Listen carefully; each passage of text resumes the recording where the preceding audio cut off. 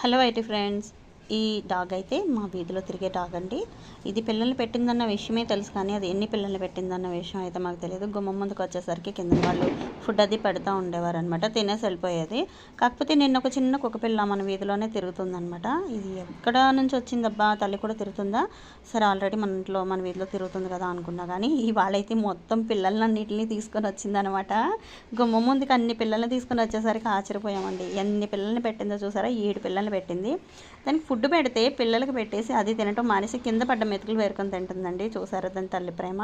ఇన్ని పిల్లల్ని పెట్టి ఎంత శ్రద్ధగా పెంచుకుంటుందో చూడండి. తల్లి ఎప్పుడు బిడ్డలను అలాగే పెంచుకుంటుంది కదా. మేమైతే ఆశ్చర్యపోయామన్నమాట. ఈ స్ట్రీట్లో తిరిగే డాగ్కి ఎన్ని పప్పీస్ పుట్టాయా అని చెప్పి. పాపం వీటికి ఫుడ్ అనేది సరిగ్గా ఉండట్లేదు అనుకుంటా, నాకు తెలిసి ఇంకా పిల్లల్ని తీసుకొని అందుకే వాళ్ళ గుమ్మం ముందుకు వచ్చిందనమాట. నాకైతే భలే నచ్చినాయండి. బుజ్జి బుజ్జి కబ్బలే ఉన్నాయి, ముద్దుగా అనిపించినాయి. చక్కగా పెట్టిన అన్నం అంతా కూడా